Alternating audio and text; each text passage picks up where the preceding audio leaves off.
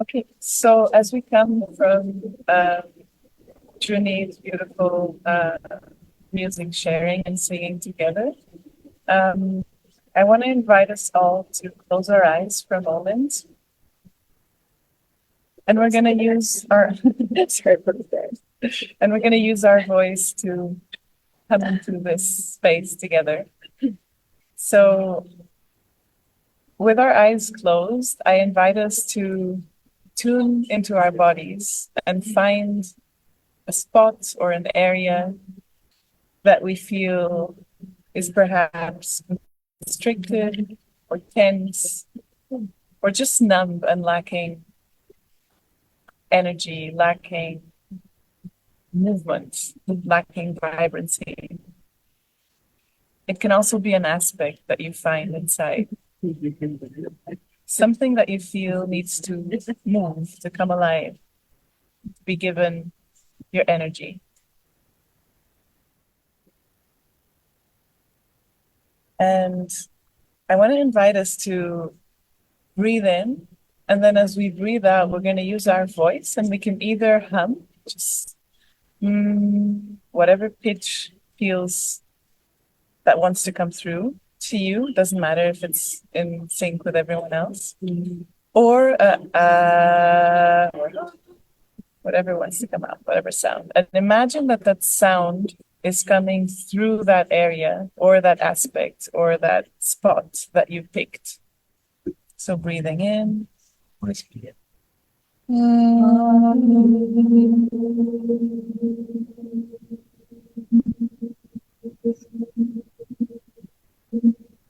And as the air comes to a close, you breathe in again and you continue sounding, connecting the breath.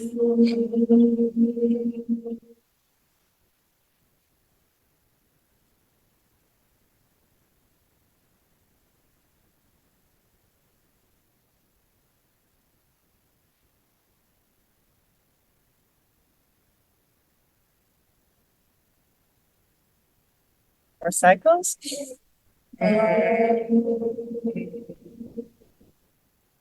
Continuing to imagine that the sound is going through the spot that you picked, through the aspect that you picked, and it's energizing, dissolving whatever tension is there, whatever numbness is there.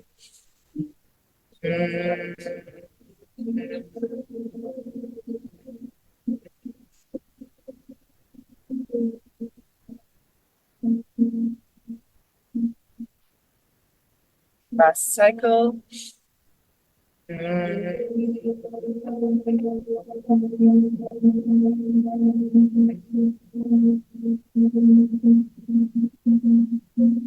when you finish the exhale, just stay silent, breathing normally.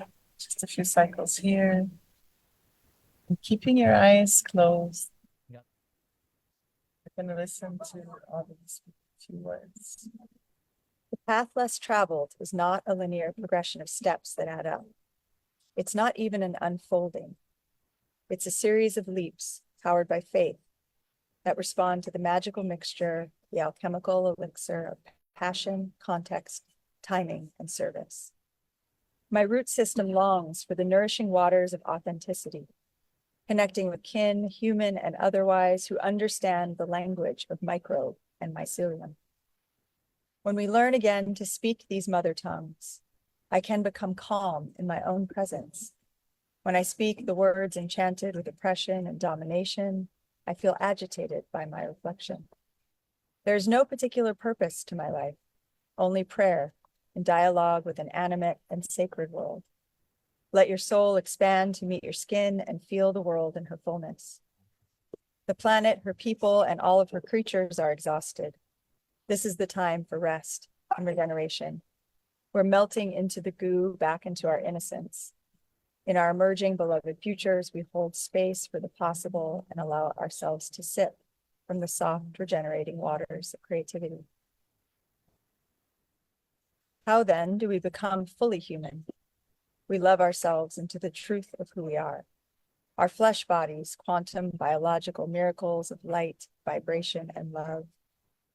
Shedding the layers of fear that hold us in beliefs of scarcity and lack, We find the frequency of the miraculous that enables us to speak the language of stars.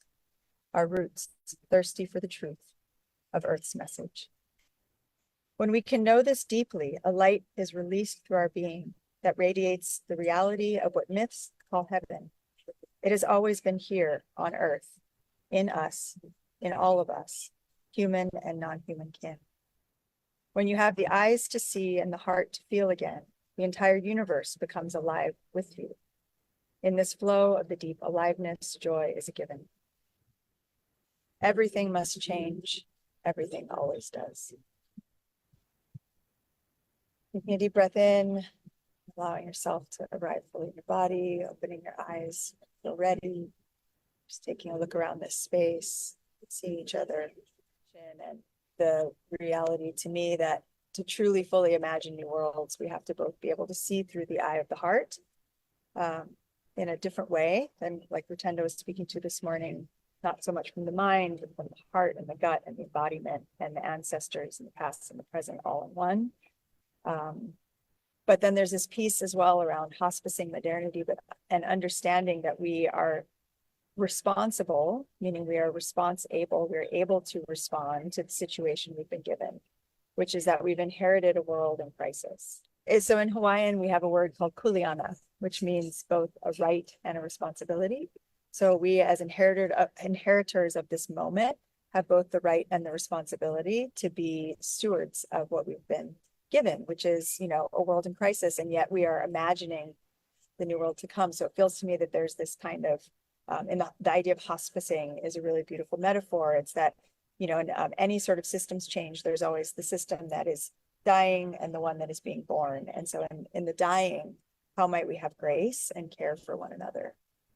So I've been thinking a lot about that idea, and I just invited my sisters to help me talk about and think about this idea of rebirth, and sort of in the rebirthing that we're talking about with Earth transition and these new ideas coming forth, there is a dying that's happening, and there's grief to that dying.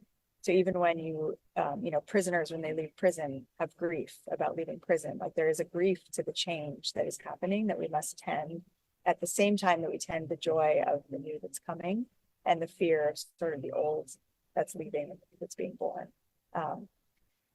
So yeah, what does it mean to die well, I suppose? I think the other thing I'd say about that before we have a conversation about it is that, you know, we in the West don't really know how to handle dying well. And so we produce things and we produce life, and yet we don't know how to imagine it's dying, whether it's an item, you know, like I think of the Pacific Gyre where all the plastic is gathered in the middle of the ocean. It's all these things that we just didn't know how to imagine their next life, or the pile of clothing in the desert in Chile that's just sitting there. It's literally a mountain because we couldn't imagine the life beyond that clothing, like in its iteration. And we as humans don't, in our culture in the West, don't understand how to die well. So what does it mean to hospice and to do that? Help me make some thoughts. So I guess my question would be back to what you read, was that it's taken the path less traveled. And what is the path that we're needing to travel now? And what is it that is dying that we need to hospice? Great question. What comes when you're saying that is what I was also saying in that passage was around life being a prayer rather than a purpose. And so I think there's something in that, and connecting with the deeply animate world that's alive around us, as we're speaking to this morning, that, you know, this chair is alive, it was wood. It is wood. It had a life. It is alive. It has a relationality with us, and the tree and the wind. And so when we really get into that aliveness of the world and actually become in relationality with it, rather than a plan that's coming from our mind, there's actually just a prayer that starts to guide our life, which is to be in service. The prayer at its basis level is how may my life be in service to the capital L life rather than the small L life. And so when I think about that too, like that's to me what's being asked to be birthed through us is this new way of being with the world, as like a human becoming, so rather than a human being and a human becoming, rather than a human doing. So we're actually being and becoming always with the world. And there's like a surrender to that feels really crucial to that undoing, unlearning of the old way of doing life. And so I think what's dying in that is certainty and our belief that in certainty we have security or safety. That actually, you know, uncertainty to the soul is the only place of pure possibility, because that's when nothing is determined. So we can lean into the excitement of that uncertainty rather than it becoming a clenching or fear producing experience. That's what we're being invited into it. And I think that's interesting because it ties back to this theme of imagination. You think about a child, you know, they literally live in, like, this is a fairy tale. This world that you've created here, Olivier, for the children is they see fairies and things happening here that our eyes can no longer see. And so when we really start to lean back into that place of wonder and imagination, then it allows us to be in the uncertainty and actually just in pure curiosity of that play. Right? I think too, one thing to say on that, when I think about imagination and this idea of hospicing, and I think about what we've inherited in terms of like physical infrastructure, like we have all this stuff around, like what does it look like to live differently with all that stuff? You know, again, back to the pile of clothing in the desert or the plastic in the ocean. What does it look like to start to shift and transition that relationship? And that feels like the messy middle that we're in. There was a thought that was coming through that was related also to what Rutendo shared as well. The first thing was like practices. We need practices to share, like how can we actually become active agents of these changes? And Rutendo was sharing about food, for example, and how if we know where it's coming from and like all the steps it took to arrive at our hand in our mouth, then we start reconnecting all the dots. And as you were speaking, again, I feel the same thing with clothing, with all the things that we use. And I was thinking, what is a practice that would be, or what could be multiple practices that would cultivate in us, again, being aware of the connection between things, because it's that divide or that severing the connection what actually makes us not even think about the consequences of what we're consuming. And the second thing that was coming through was just when you spoke of children, and I was thinking of your children. If you could share a little bit of how you're raising your children in such a beautiful and different way to be agents of this new paradigm. So I'll actually connect the two because I was thinking of a practice as you were sharing that we've taught the children recently. So I have two children, ages 10 and 12, and we've been unschooling, deschooling them for some years since the pandemic. It's about 4 years now, which is also, I think, to me, a practice, this like unschooling, deschooling that we all need to do to remember what it's like to actually learn and to understand that education is a culturation process. It's not actually learning necessarily. Learning happens everywhere. So that's one thing. So one of the things I've taught them recently is to thank their water every time they drink water. So we're learning about that water is alive and that it has this cellular structure and that it really responds to our vibrations. And so when they drink their water, to say thank you and I love you. And so I see them now and they're like holding their water saying thank you and I love you before they drink it. And it's just like, yes. So that makes me so happy. So I think just that reconnecting to the aliveness of the universe and knowing ourselves as one piece in this like very beautiful interdependent web. What are some of the practices? I know you have so many. Yeah, well, definitely with regards to food, the minute I started learning how long it takes for a pineapple to grow or a banana, it learning about real food and the land, and not that it's in a shelf in a supermarket and that I have unlimited access to buying whatever I want whenever I want, like learning where it's coming from and what it took the earth to produce this. I don't know. I mean, I think many people on earth don't know that a pineapple takes over a year to grow. So now when I look at it, it's like, oh my God, it's so precious. And like, I could never take a 1 centimeter of peel just to take out the little things that I don't like so much, because it's just so precious. And I think with food, that's definitely one of my active practices was yes, reconnect, seeing where it's come from all the way back, as Rutendo was sharing. And now when I learn about soil and earth even more, but just in the supermarket, if I can read what are the ingredients in whatever I'm putting in my mouth, and is it coming in a plastic packaging, and how can I choose to actually buy in a different way or take bags that are reusable? There's such small things that for so many of us are like, we just take things for granted. And reconnecting to what you were sharing before, like the majority of the population on earth actually doesn't have that. It's just a minority that is as privileged as some of us are to actually be able not to think about it. So there's so many small actions that if everyone would, like flushing the toilet, like why do we need to flush the toilet 150 times a day if we're peeing all the time? Or like just thinking about the impact of our actions, and where, even if an action might be very, very, or seem so small in the face of a dying world that it wouldn't matter, why would I care? Because it's just, everything seems to be completely like destroyed or chaotic anyways. But like if a critical mass were to do those things daily, then a massive change would come about. Yeah, I think this piece around grief and the dying, it's like attending to the dying well, and so paying attention to where are we not showing up in that way in these little actions each day. And then that allows us to hold the grief of the moment with a sense of accountability. And I think the other piece that is coming through is also, it's sharing. Like, how can we share more of our resources, however big or small? Some people might have a lot, some people might not have enough, but like the sharing piece is just, Well, it's a shift from scarcity to abundance. When we're in scarcity mindset, it's like mine, I have to hold it, keep it. When in abundance, we can imagine from that place. And to your example of fruit, I remember one day just sitting there looking at fruit and thinking, my God, a tree just like makes this beautiful, fresh, sweet, incredible thing, and I get to eat it.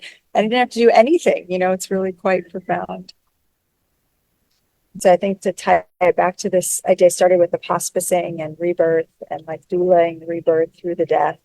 You know, when we have these spaces of care where we are caring for one another in new ways. And like last night when I was really having a hard time, and we can come around and care for that grief, because when we really see what's happening, it's just such a profound grief to understand what the human as a collective, what humanity has done to the planet. And from there, we can start to move to the new birth. As we've been speaking, and you had mentioned obviously the concept of hospicing, but you also spoke about an interconnected web, and you spoke about mycelium. And as we've been sitting here, I've been very conscious of the mycelial networks that are happening underneath us. So my question is, what are the mycelial actions we need to take in order to be able to hospice this one? So when I think about mycelium, there's no like beginning and end. There's no like, this is the head, that's the tail. It's all this sort of web of connection. So that feels really important to notice, and that there's information flowing between all the mycelium, but no one mycelium is taking credit. There's not like a lead mycelium and everyone else is following. Everyone is just flowing. Information is firing, and it's adding and shifting and changing and moving. So there's a real kind of decentering of the small s self in that process that allows us to actually just fall into the web of connectivity. And almost similar to what Bruce was saying about this like life principle, I see it as a capital L life. You know, it's the big life that we are all one with, in that unity consciousness that is the mycelial movement, where it doesn't matter who did it or who said it or how it happened. It's just that we're all happening together. So I think once we start to stop needing to be to produce, to stand out, to, you know, this idea of like attribution or fame or credit, just that goes away. And it's really just a how are we being in it together and enjoying that experience, you know. And then it becomes like this beautiful thing. It was like a magic carpet ride, like you're on this ride of life. Like, where am I going to go next? I don't know. Right now I'm in France. How did I end up here? Like, it's, you know, so profound, just the interconnections that even brought us together, that would, you know, you couldn't have dreamed it up if you tried. So The mycelium. Yeah. Final thoughts?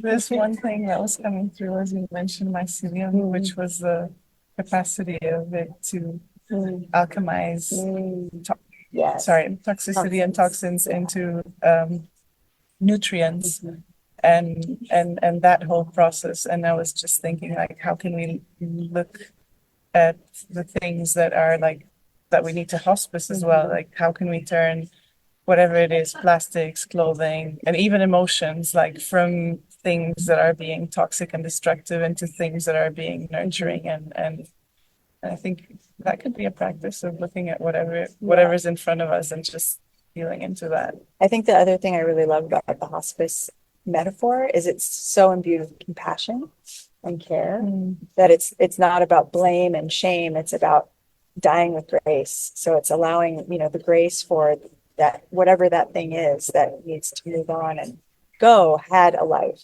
and had a purpose. And we allow that to alchemize. So, And if I could ask one last question. Yes, please. So there is a practice, of trying to celebrate the death beyond, or like having a living wake. So if we were to have a living wake for the dying system, what is it that would be celebrated?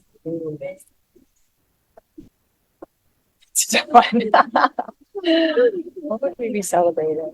I mean, I think, gosh, it's funny as you said that, and it was funny as I was saying compassion and grace for the hospicing. I also had this like fierceness that came through me of like the anger and rage at all the suffering that's been created through the dying system, like colonialism, oppression, all the things.